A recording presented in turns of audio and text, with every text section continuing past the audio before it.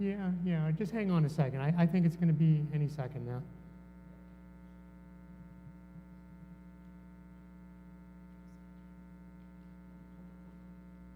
Yep, and we are live streaming. So welcome officially, everybody, to Desert Palm UCC. We're excited you're all here. And we always begin by saying wherever you are on your spiritual journey, you are welcome here. We're going to start off with Sandy has an announcement she'd like to share. All right. During the past year, you know that some of us have been working on a video of a Desert Palm Church history. So we have the second video is done. Finally, good. And you are all invited to come on Saturday, October 26th at 3 o'clock here in the sanctuary for the debut to see John and Holly Herman talk about their ministry here, and there'll be a couple of surprise cameos in the video of people that you know. Anyway, following the presentation of the video, we will have a potluck supper, and at that point, I pass it over to Dorothy, who will tell you about the supper and the plans for it. She can use that one. You on there? Tap it. Oh, is it on? Yeah. Okay, starting a week from today, I'll have a sign-up sheet every Sunday for you to sign up for the potluck. The meat and rolls and a cake will be provided by the committee. We need appetizers, side dishes, a few maybe cookies or brownies or something for people who don't want to eat cake. Can't imagine who that is, but leaves more for the rest of us. Anyhow, we need your name, your number of people attending, and your telephone number, and I'll have a sign-up sheet. Just look for me at the narthex or over in Fellowship Hall after church starting next Sunday. And we'd like to have you bring a dish to serve 8 to 10 people. Okay, thank you. Thanks, Ruth. Catherine, go ahead. Hi, if you were here last Sunday, you got to participate in the festivities. We were celebrating our certification as an accessible to all church. We are going to continue the festivities after church a little bit today. I have here a big jar of M&Ms with the A2A logo. If you come close to guessing the total number, you get to take the jar home with you and get a start on your Halloween candy. So, see me after church during coffee hour. All this can be yours. Wow, awesome. You have anything? Just a reminder for the parents meeting with the youth, starting our Christmas Eve work on what we're going to do for Christmas Eve. So I'll see you right after the worship service. Also a reminder, this coming Thursday, October 3rd, here at Desert Palm. I'm going to go ahead and let you say something about it. Sorry. No. You're on the spot, Claudia. Okay. Pete Pancrazzi and Todd Johnson, which are great guitar player and six-string bass player, will be here.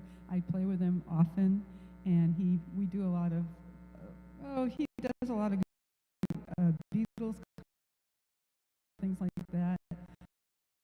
No real heavy jazz, neat jokes, sometimes. And so I think when we said, is that true?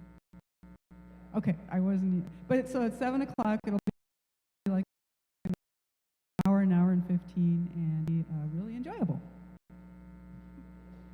Yay. Thursday, here in the sanctuary. Great. And we have a couple special guests that I'd like to introduce. Shay, come on up. This is Reverend Shay Darian. I'm very excited. We're going to be collaborating with Shay, who has started the nonprofit called Doing Grief. And Shay has written a beautiful book about grief, and she's doing some really creative work that she'll tell us a little bit more about during the intergenerational moment. But I just wanted to introduce her so you all get a sense that, and I want to make it clear, I don't know if Shay will be saying this in the intergenerational moment, but we're officially collaborating with Shay's nonprofit, Doing Grief. And also, speaking of today, where's Riz? Yeah, come on up, Riz. Marissa Ruiz from Arizona Interfaith Power and Light is also collaborating with us. Shay's an expert on grief. Riz is helping youth and young people wrap their brains around and engage their hearts around the subject of eco-grief, which is something that I think adults need to also be thinking about. Just, you know, the sadness and despair over what's happening in the environment. Riz has a whole curriculum for young people. So Shay and Riz will be talking to our youth today when the kids go out to their religious ed, but I just wanted to introduce them both. So thank you both for coming up. Yeah, and Riz, I think we'll probably say a word about an event that's happening this afternoon at 2 o'clock. Yes. Hello. I'm the outreach coordinator for AZIPL, and today we are hosting a forum with the Arizona Corporation Commission candidates, mainly centered around climate change. And if you don't know, they're responsible for regulating corporations and setting standards for utility rates, so they have a pretty big say in air quality and climate as a whole. So come listen to them and make sure they know that you care.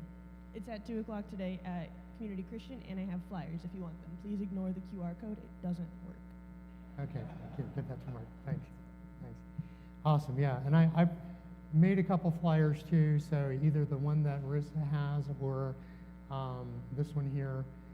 And just so I just want to emphasize, this is at 2 o'clock this afternoon at Community Christian Church, and I wasn't really aware of the Corporation Commission, you know, until over the past couple of years I've become much more aware of it. And as Riz said, they are making decisions that regulate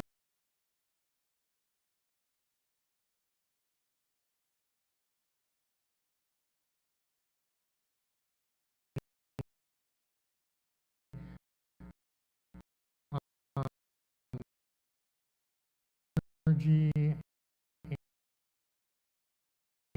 and huge economic decisions. It's a very small group of people with tremendous power and decisions around energy. So it's really, really important event.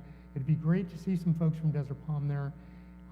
It's at 2 o'clock at Community Church, and I believe it's also live streaming. So if you can only catch it that way, then please try to see if you can on Arizona Interfaith Power and Light.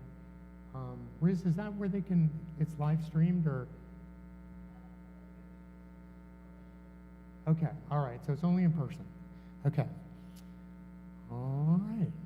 Just the last thing, it's that time of year again, and coming up next week, next Sunday is our offering for Neighbors in Need. And just for those of you who may not know what Neighbors in Need is, here's a little video to help you if you want to participate in this wonderful work. And then following that, Claudia will lead us into worship.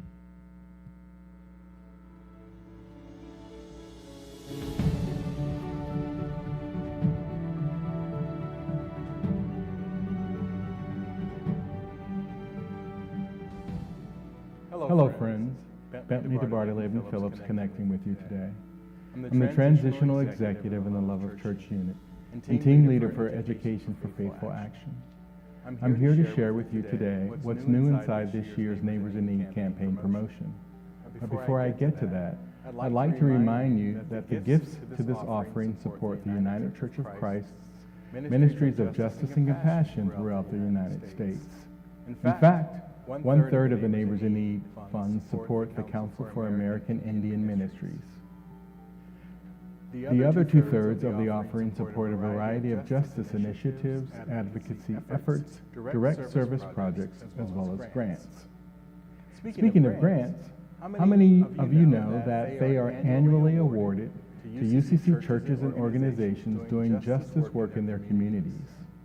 These grants, amounting from $1,000 to $10,000, fund projects whose work range from direct service to community organizing and advocacy to address systemic injustice. As for the 2024 campaign, this year we have chosen to feature an issue affecting many, if not all of us, mental health justice.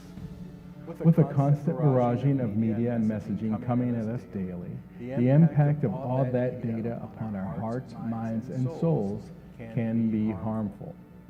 Self-care is a way forward. Hence, we determined that utilizing this platform and placing an emphasis on mental health justice was important and necessary. Our hope in producing materials this year was to provide you with tools to help you understand this issue just a little bit better.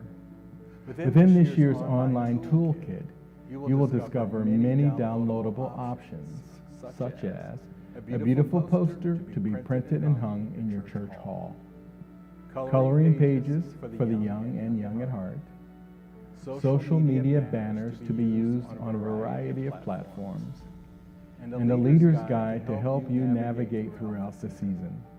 Plus, much more information can be found online. In a just world, UCC members advocate for mental health justice as a universal human right for all. Will you take an offering envelope and make a gift to neighbors in need today? You can also give by visiting ucc.org, select the donate button, and make your gift that way. Friends, no matter your giving choice, we are richly blessed by your choice to support this offering. Thank you.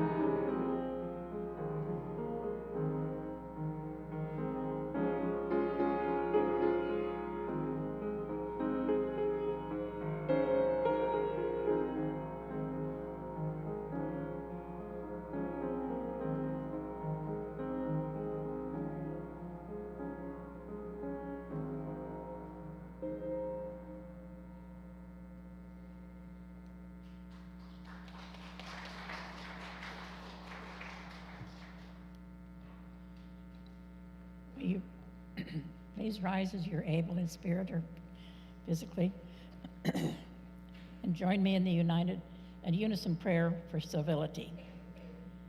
Make me an instrument of your peace, Lord. Make me an instrument of your peace. Where uncivil words prevail, show me how to model love. Help me remember the God-given dignity of all and invite others to do the same. Show me how to build bridges and not walls, and see first what unites us rather than how we diverge. Let me seek to understand before asking to be understood. Give me a listening heart filled with empathy and compassion. May I be clear in sharing my own position and respectful and civil in describing those of others. Let me never tolerate hateful ideas. May I invite all to charity and love. Lord, help me to imitate your compassion and mercy. Make me an instrument of your peace. Amen. Could all be seated? Join me in a song response. We've done this earlier before, and you can sing along with me on Lord, you have the words of everlasting life. And as we talk about civility, our words are so important, and leaning on God's words as our guide is so important.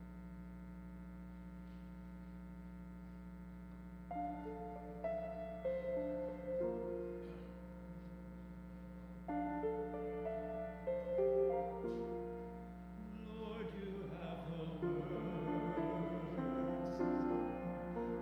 everlasting life. Lord, you have the words of everlasting life, words of wisdom, words of freedom.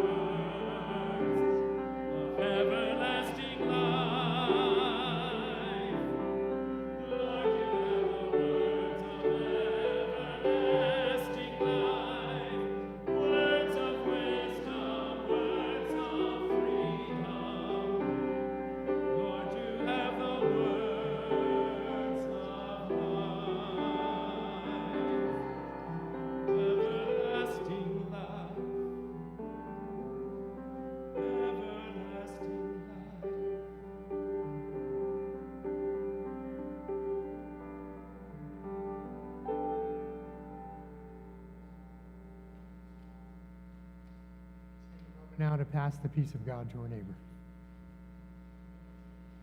Please. Morning. How y'all doing? Hey, Pat. We're here together. Yeah, awesome.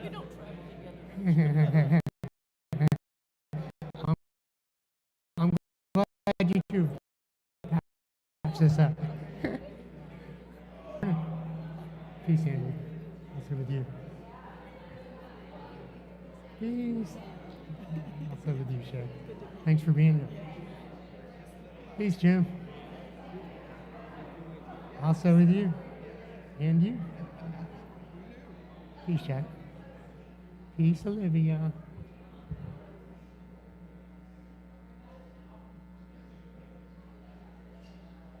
All right, let's sing our youth and children up for our intergenerational moment with our guest this morning.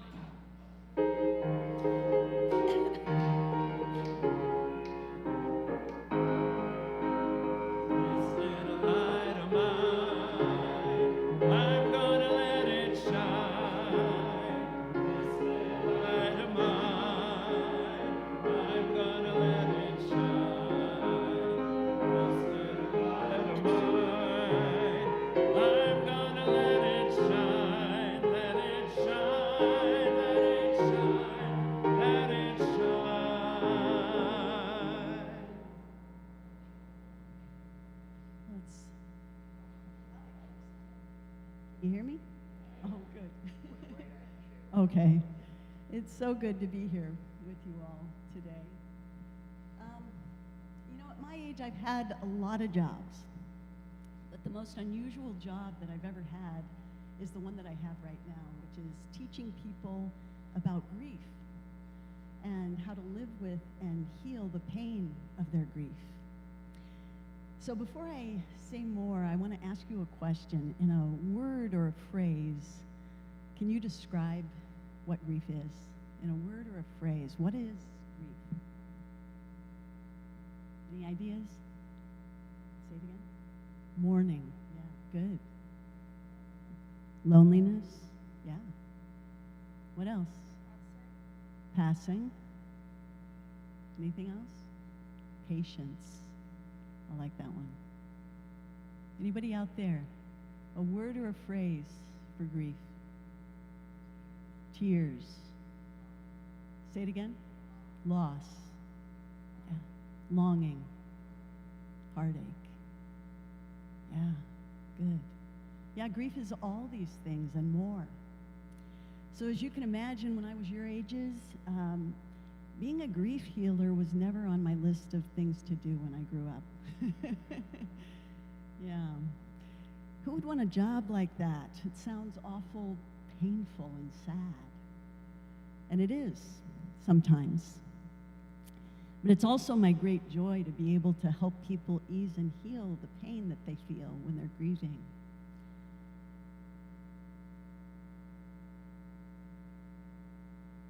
Grief is everywhere, with everyone. It's something we all have in common no matter what our age is. And from the day we're born, we all experience grief not only when someone we love dies, but whenever we lose something or someone that we cherish. For example, you might lose a prized possession, like a gift that a loved one gave you, or a favorite toy or object. You might experience grief when you fight with your best friend and you don't talk to them for days. That ever happened to you? Yeah, it's happened to me too. Or when someone bullies us, or steals something from us, or tells us we're a loser. Or when we move to a new home or change schools. That ever happened to you? Happened to any of you out there? Let me see some hands. Any of that ever happened to any of you? Yeah. Me too. We can experience grief when a pet dies. I have several times. Or when we get sick or a loved one gets sick. Or when our family suffers a divorce. Any of that ever happened to any of you? Yeah. Yeah, me too. Have you ever felt grief when you saw a dead dog or a cat in the street? Have you ever felt that? Yeah. Or when you see someone suffering at school or on TV and you feel their pain? Have you ever done that? That ever happened to you? Yeah. It's called empathy. You know, you can feel grief for someone you don't even know. You can feel this sense of caring and compassion when someone else is hurting. And that's one of the good things that comes from grief, and that's one of the things I love to teach about grief, is that it can help us to become more kind, compassionate, caring, thoughtful toward others. But there's also a flip side to grief too, because sometimes grief can make a person steaming mad. You ever get mad with your grief? I have. I know I have. And sometimes when you get mad with your grief, it causes you to take action and do something that needs doing to ease and heal the suffering of grief. But sometimes when a person gets steaming mad with their grief, that person may take it out on themselves or lash out at a friend or family member or a stranger, and then grief only causes more pain and more grief. Jesus was someone who knew how to use his grief for good. In our Bible stories about him, we hear that even in his darkest moments, Jesus spoke to others about joy, hope, faith, love. When people were unkind to one another or unkind to him, Jesus reached out with kindness, many times to protect and love people who were being rejected or bullied or mistreated by others. And even after his dear friend and cousin John the Baptist died, and his heart was heavy with grief, that very day Jesus reached out with kindness to help and heal other people who were hurting. That's what Jesus did with his grief. Now I want to ask you what you'll do with your grief, and I want to ask you in way of a folk tale. A brief folk tale I have to tell you, and I'd like you to choose a feather from the basket just to hold while you listen to this folk tale. It's called A Bird in the Hand.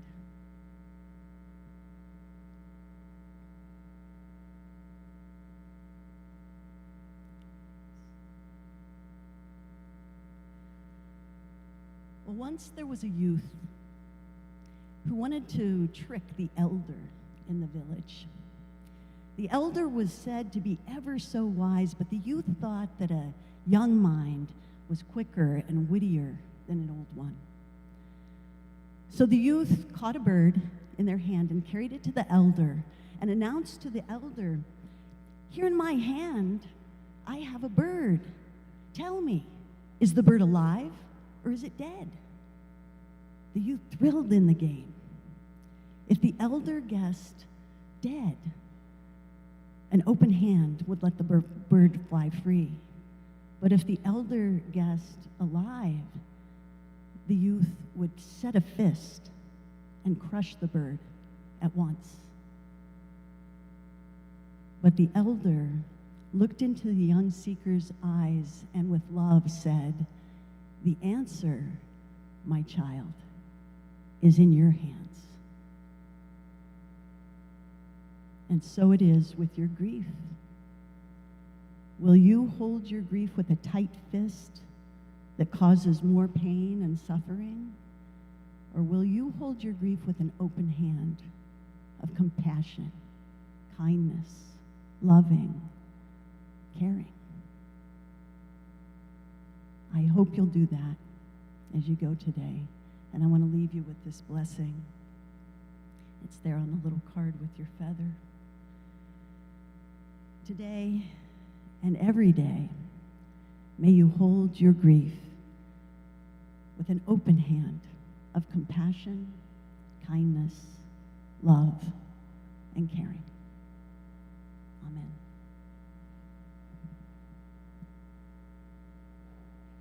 All right.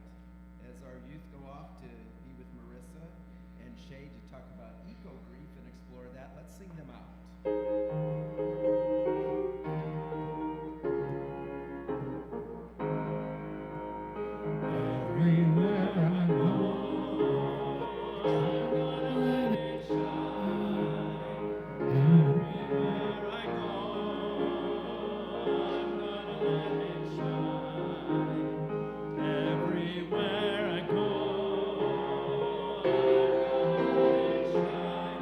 let it shine, let it shine, let it shine.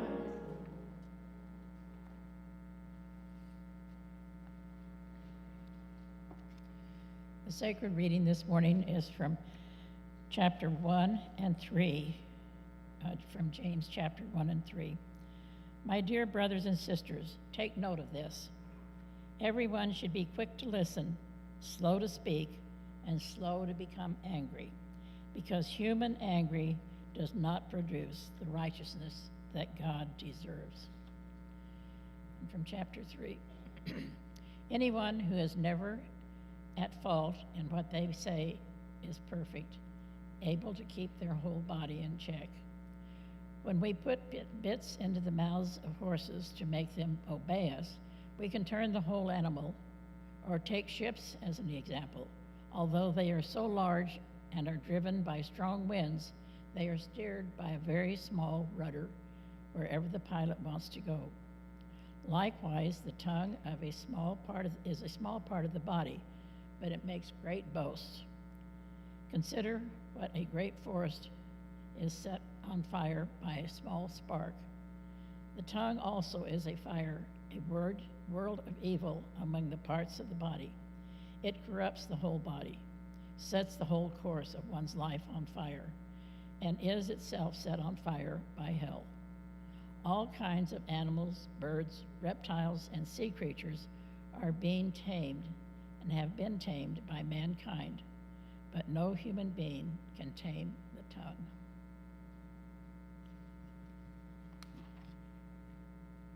Thank you, Dorothy. That's a little more hellfire-ish than we're used to. But, you know, I picked that passage because I just thought it was so on point. We're talking about the healing the cultural divide. That's the sermon series that we're in the midst of.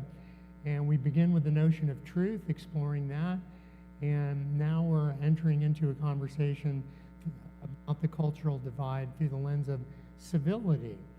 So talking to each other in a peaceful way, in a constructive way, in a healthy way, with respect, as opposed to attacking each other. And I just thought it was so interesting that those verses from the book of James show us that for centuries people have recognized that speech can be a dangerous thing, a very powerful thing. And I would suggest today that I think we're really still in our infancy in terms of understanding language and the power of language. I mean, our own tradition points us in that direction, to the heart of the mystery. In the beginning was the Word.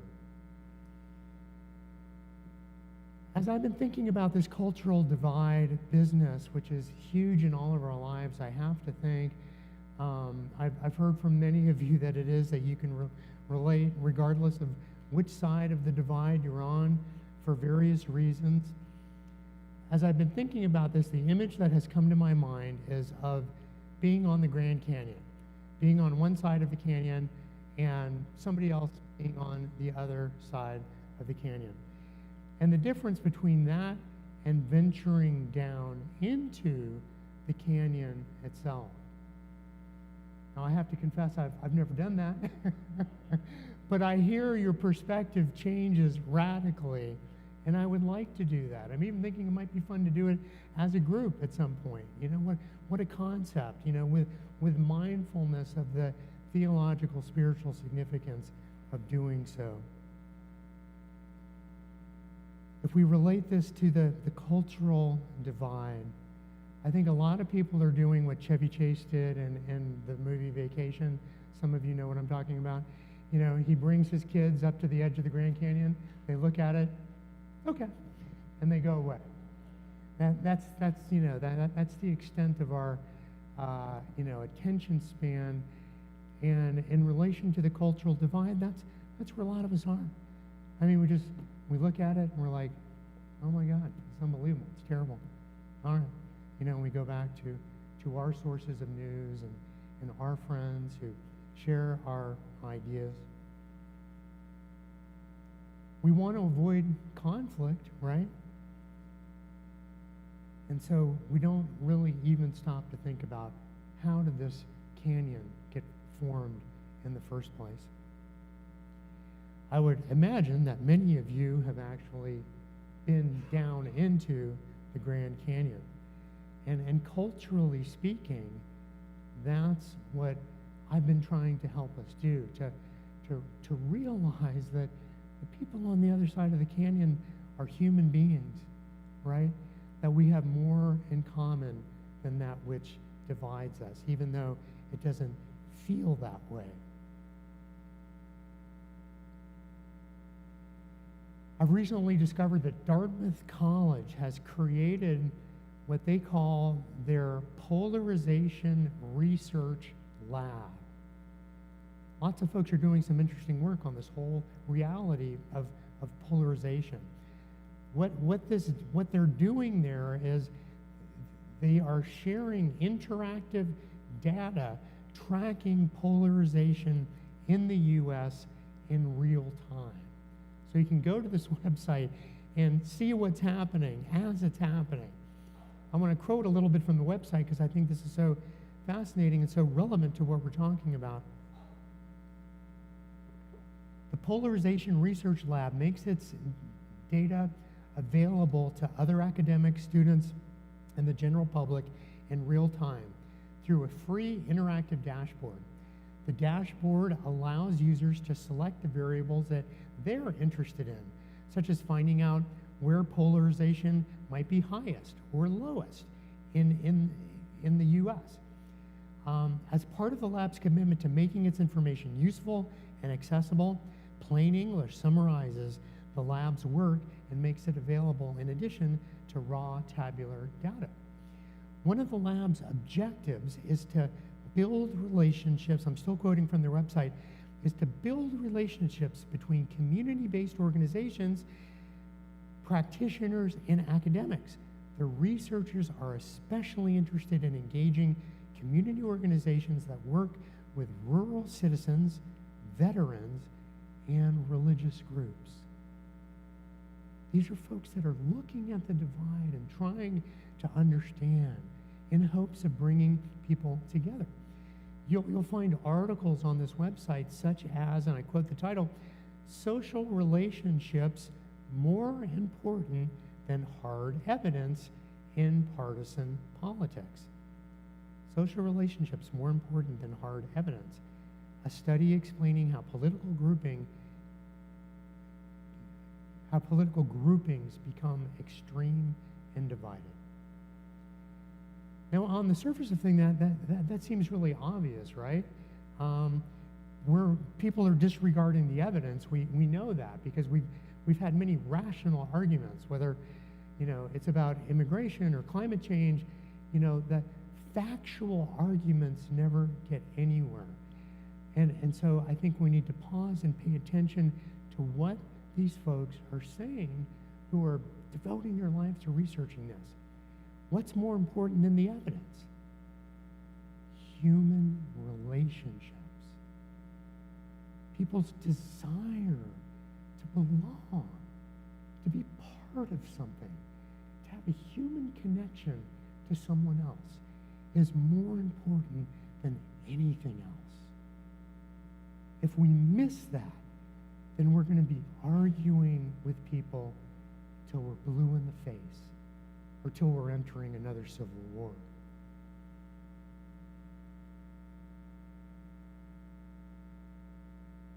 Imagine strong social bonds being formed in an environment where we can be open to the evidence. Imagine a society like that. Wouldn't that be something? But we're a long ways off from that because we are so darn divided and we are so focused and told to be focused on the divide. The Dartmouth team found that in the workplace, something like 1 in 10 people, something like that, 1 in 10, 1 in 8, I can't remember exactly, refrained from going to someone in the office and asking their help with a work-related question if they knew that person was on the other side of the political divide. So that was part of their economic analysis, saying that this is impacting what people are doing at work. So this stuff is real. We know that, right? Fortunately, there are some very creative people out there doing some awesome work. I attended an event, some of you have heard me talk about this before, but I think it's worth repeating. This was sponsored by ASU's Hugh Downs School of Communication, which combines storytelling with civil dialogue. The idea being that we're losing our ability to have civil conversation with people that we disagree with. And that we need to restore the capacity to say, hey, tell me what you think about this. I'll tell you what I think about this. We can respect each other even if we don't agree, you know? Civil dialogue. So ASU's approach to this, I thought, was so creative. And those of you who remember Doug Bland, who comes in and talks about storytelling, won't be surprised to learn that Doug was involved with this, and somebody that Doug had worked with who's also big into storytelling. And this is what they did. First, they broke the group up into groups of five or six people. And then they gave us a story prompt. Tell us about a time that you were afraid, something like that. I forget what it was. But we each had 2 or 3 minutes to tell a story from our personal lives. So we did that. And that took, maybe 10 or 15 minutes. But we had heard each other's stories. Okay? We weren't just strangers in the room anymore. We were realizing, hey, this is a flesh and blood human being. I just heard the story about something from her childhood. And then they had a semicircle of chairs, and each chair was designated as a seat that you were to take if you resonated with it. One seat said, I strongly agree. The next one was, I agree. The next one was neutral. The next one was disagree, strongly disagree. And then they read a controversial statement that would lead to different sets of opinions, and then the audience members were invited up. Come, if you agree with this, come sit in this chair. If you strongly disagree, sit over here. If you're neutral, sit in the middle. And people came up from the audience and sat in that circle, that half circle. And then they proceeded to have a conversation about something that they did not agree on. But it was a civil conversation, respecting each other's humanity, in part because they had heard each other's stories. They could see that I'm talking to another human being who's deserving of my respect, regardless of their opinion on this particular issue. I think it would be worth hosting one of those events here, and we could do that. It was Doug's friend who put it together, and Aaron works at ASU. We probably have other ASU connections, right? But we need more than just one-off events if we're really going to be cultural change agents. And that's why we're talking about the cultural divide, so that we can do our own small part to try to bridge it. So another resource I want to mention this morning that I think can help us do that is called nonviolent communication. Anybody heard of that? Okay, yep. Aaron's studying at ASU. A few other hands. Awesome. I've been aware of it for maybe 20 years. The book Nonviolent Communication came out in 2005 by Marshall Rosenberg. But it wasn't until I went back to this book, it came to mind, I started thinking, you know what? I think that book might have something to say for us in this moment of cultural divide. And it wasn't until I returned to it in this context that I really came to appreciate the power of these ideas. And I can't do it justice. I'm just going to try to just give you a sense of what it's about. But, an example, a taste of the power of the book is that the foreword is written by Gandhi's grandson. Gandhi's grandson, Arun Gandhi, says this in the foreword. He says, grandfather always vociferously stressed the need for nonviolence in communication. Grandfather would say, unless we become the change we wish to see in the world, we all know that, no change will ever take place unless we become the change we need to see. So nonviolent communication is where it begins. And then Gandhi's grandson continues, unfortunately, we are all waiting for the other person to change first. Isn't that true, you know? If they could just get their act together, you know, then everything would be fine. I don't have to do anything. I don't have to change, right? I think this is interesting too, just as a lead into this book. Rosenberg, who's the author of the book, has devoted his life to nonviolent communication. He explains that his interest in this subject is traceable back to his own childhood when his family moved to Detroit in 1943. 2 weeks after he got there, Detroit was rocked by racial unrest over an incident that took place at a park. Rosenberg was, 10. He hardly knew what was going on, except that he was stuck inside his house for 2 weeks. Shay was talking about loss and grief and switching schools and moving and losing friends. On the first day of school, in a new school, they're calling out the attendance. And the teacher says, Marshall Rosenberg. And he raises his hand. And the boy turns around and says, are you a kike? He'd never heard that before. Didn't know what that meant.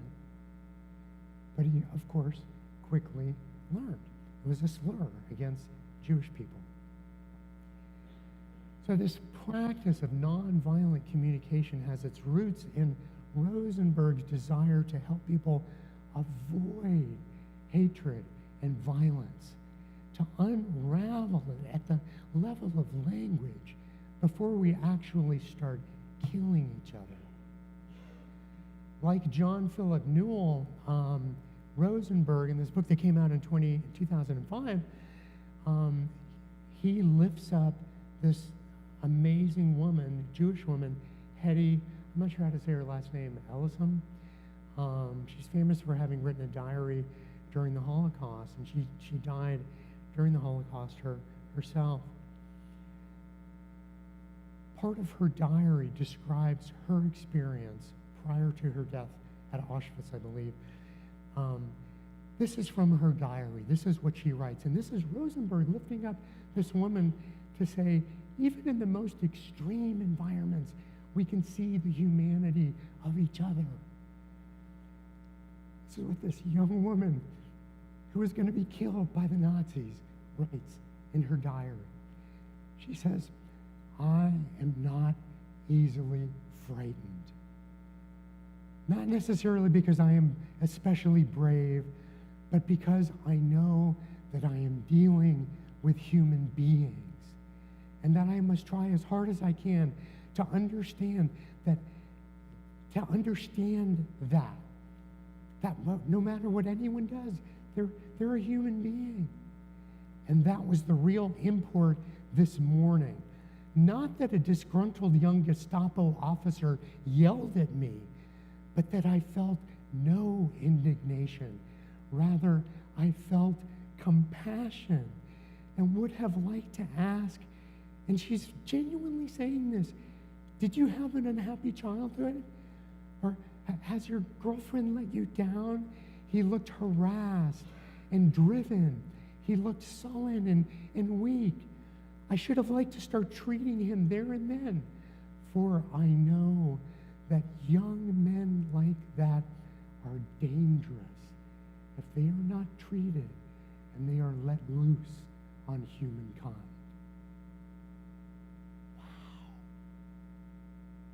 Young Jewish woman seeing the humanity of this Gestapo officer, realizing that this young man does not know what he's doing. Rosenberg is getting into all this in order to say, when we have conflicts with each other and we start arguing and yelling at each other, we have no idea what we're doing. We're out of touch with what's really driving us. And that this is the state of the national discourse right now, right? Everything is weaponized and it's just yelling, yelling, yelling. So Gans has practical instructions on how to communicate nonviolently. And I'm just going to try to share a couple things here because they're so powerful. First, observe what's triggering you. You know, if you want to lay into somebody, just take a moment and say, what's going on, you know? Notice how you feel about it. And then notice what you need and make a request in relation to what you need. He has tons of practical examples. The practical example is a teenage son who's leaving their socks all over the house. Catalina's smiling because, you know, normally it's me leaving my socks all over the house. So she pauses and she says, okay, how do I feel about this? What's going on? What do I need to ask my son? And so she says to him, you know, I'm feeling agitated because I need more order in my household. Would you be willing to put your dirty socks in the hamper? A simple request. Now, it sounds so simple, right? But what might we normally say in that environment? I'm tired of living in such a pigsty, you know? You're so lazy. How can you leave your stuff all over? Don't you see what you're doing? You know, I don't get this, and, you know, I promise. But I've learned. But the idea is we tend to attack rather than say, this is what I need. Remember what James said, and centuries ago, the tongue is a dangerous weapon.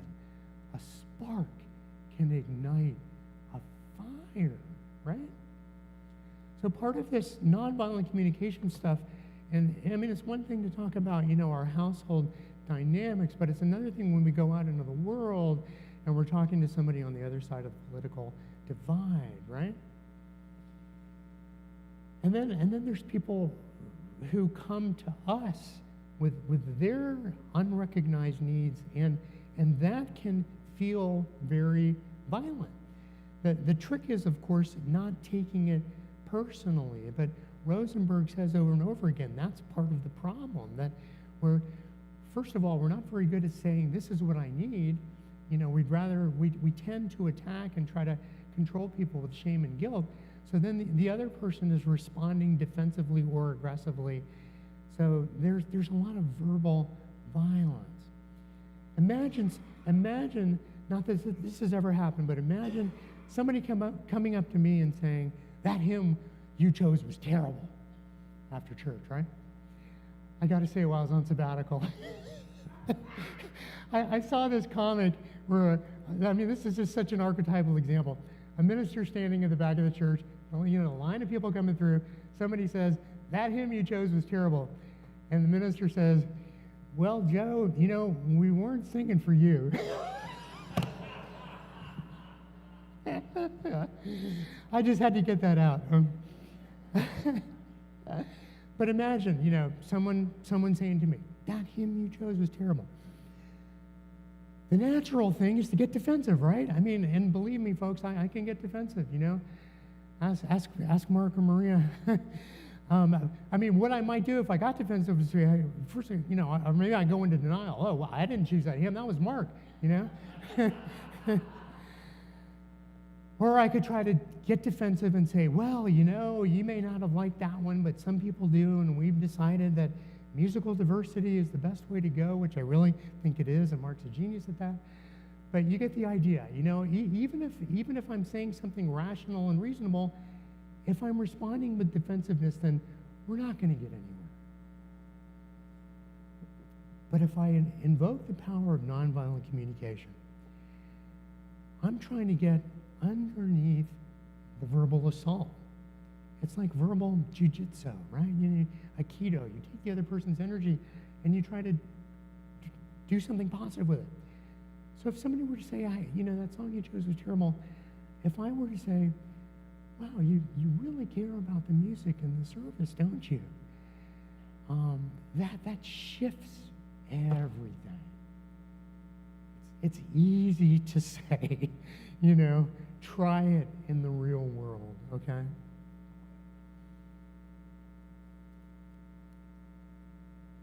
Suddenly we're not accusing or attacking or getting defensive. We're having a conversation. And notice how we don't have to get to a place where we agree. Once I ask someone, tell me about your experience with music and worship, and where are you coming from? I'd like to hear more. Then it's not about agreeing on anything anymore. It's about people sharing about what's important to them. We're getting to know each other. Remember the beginning of that civil dialogue exercise, sharing stories. We're learning each other's stories. We're learning each other's tastes and values, and we're beginning the work of weaving our lives together into the church, into community. Instead of church music, which is kind of an easy one, that's why I chose it,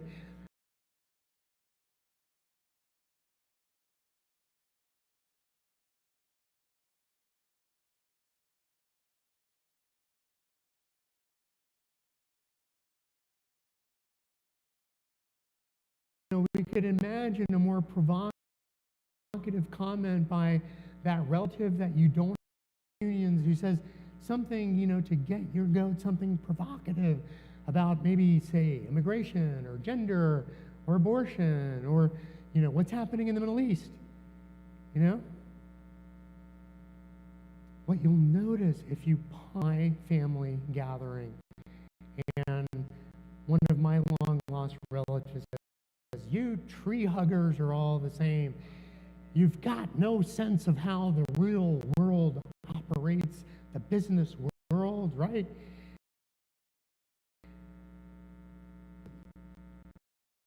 Do you see what just happened in Florida? You can imagine, the defensive reactions. But the trick is to feel it sounds like economic security is really important to you. Tell me about that. As a matter of fact, we grew up in such poverty, food in the ground to keep it from spoiling. Now we're having a different. Last week we invoked that story that said, be open. Be open. I'm so grateful to so many of you who have honestly, shared with me your honest thoughts that, hey, we're talking about this because I'm having a reconnecting with folks on the other side.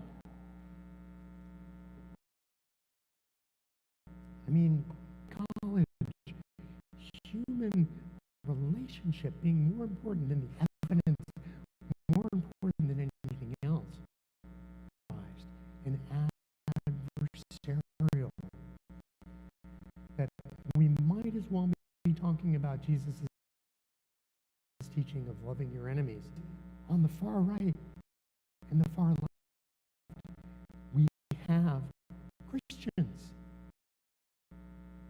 Maybe we ought to be thinking about our quote-unquote enemies.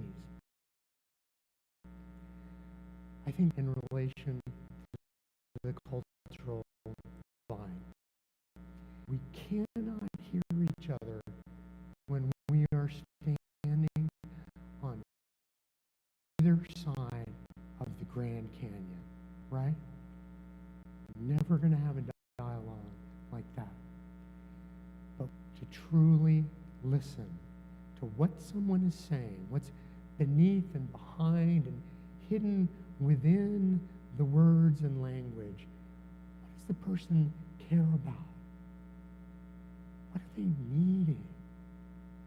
And if we can share what we care about and what we need, then we are journeying down the trail into the canyon, down towards that living, flowing river of life. A place where we can share stories, where we can be open, we can begin to glimpse the humanity of each other.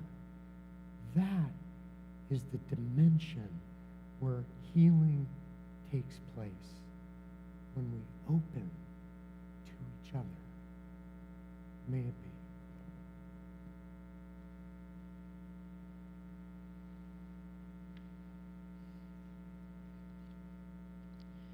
Civility and faith demand that we treat everyone as children of God, even those whose actions and belief we find repugnant.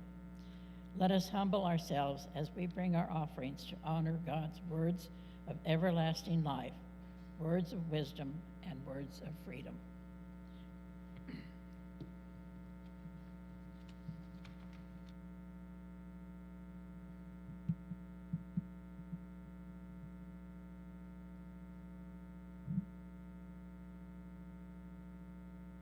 Can we move to the next slide? Is it working?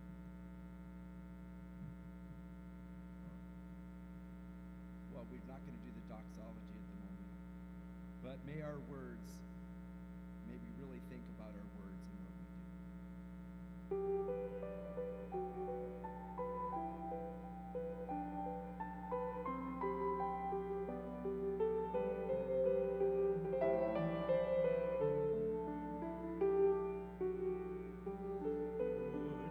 Make me an instrument of your peace,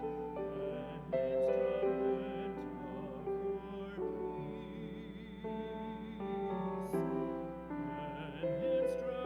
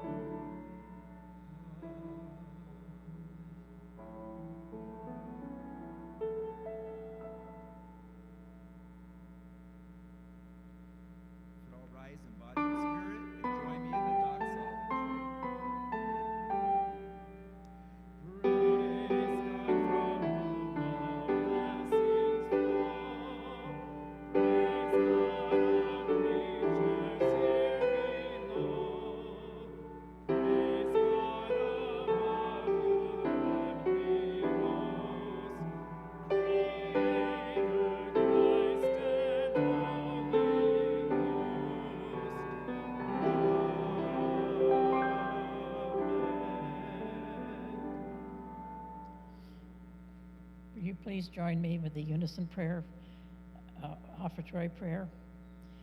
Everywhere we turn these days, we see and hear the reminders of a world divided on so many issues. Social media is full of heated debates and angry words. God, help us remember that we are made in your image. Guide our words towards civility and wisdom in discourse and discussion. Teach us as people of faith to model love for our neighbors in all conversations, whether public or private. You have called us to be salt and light to our nation and to the world. Empower us to be peacemakers with our words. Amen. But all join me in our closing hymn, You Are Salt for the Earth, O People.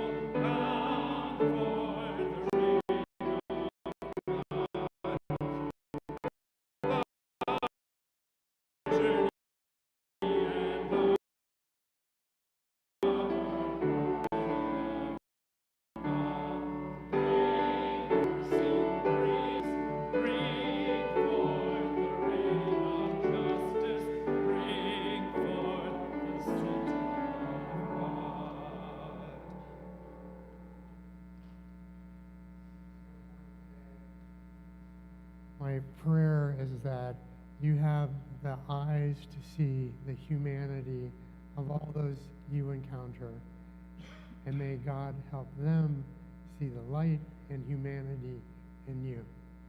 Amen. Now we'll sing our song benediction a couple of times.